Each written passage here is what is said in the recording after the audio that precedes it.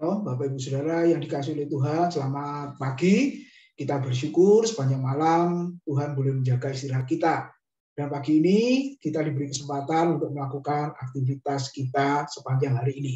Nah, sebelumnya Bapak Ibu Saudara, kita akan merenungkan kebenaran firman Tuhan sesuai dengan bacaan kita, yaitu di dalam kitab Nehemia pasal yang ke-8 ayat 9 sampai dengan ayat yang ke-13 yang berbunyi demikian.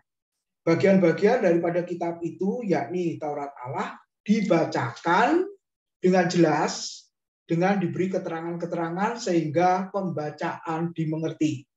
Lalu Nehemia, yakni kepala daerah itu, dan Imam Esra, ahli kitab itu, dan orang-orang Lewi yang mengajar orang-orang itu, berkata kepada mereka semuanya, hari ini adalah kudus bagi Tuhan Allahmu. Janganlah kamu berduka cita dan menangis, karena semua orang itu menangis ketika mendengar kalimat-kalimat Taurat itu. Lalu berkatalah ia kepada mereka, pergilah kamu, makanlah sedap-sedapan, dan minumlah minuman manis, dan kirimlah sebagian kepada mereka yang tidak sedia apa-apa, karena hari ini adalah kudus bagi Tuhan kita. Jangan kamu bersusah hati, sebab sukacita karena Tuhan itulah perlindunganmu.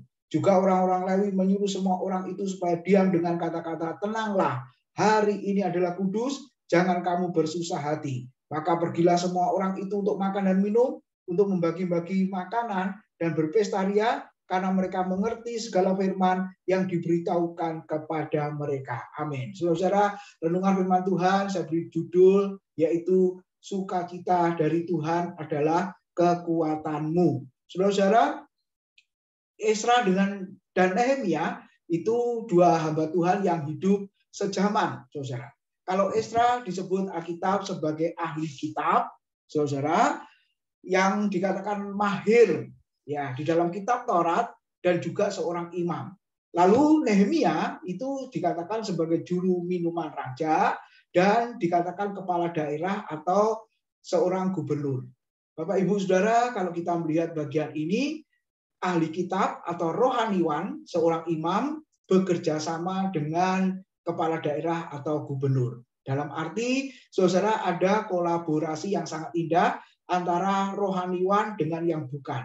Nah, ketika ada pekerjaan, kalau kedua bidang ini bersatu, maka pekerjaan itu bisa diselesaikan. Lalu, saudara, kenapa dikatakan sukacita karena Tuhan adalah kekuatan? Karena ketika orang Israel tadi mendengar firman Tuhan, saudara, maka mereka mengerti dan mereka menangis. Mengerti sehingga menyebabkan mereka bersukacita, lalu menangis karena mereka sadar akan dosanya.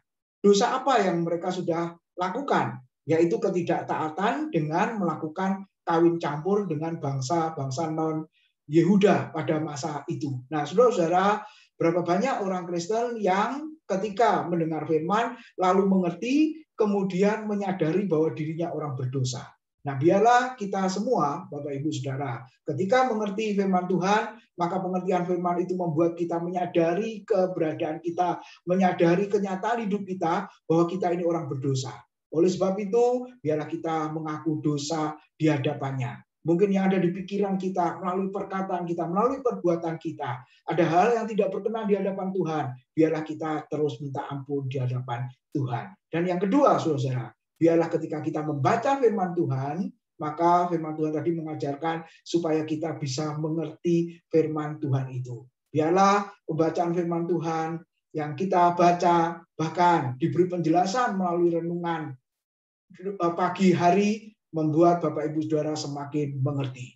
Biarlah sepanjang hari ini pengertian akan firman Tuhan memberi kekuatan kepada kita dan menyadari kehadiran diri kita bahwa kita adalah orang yang sangat lemah yang kadang bisa jatuh ke dalam dosa.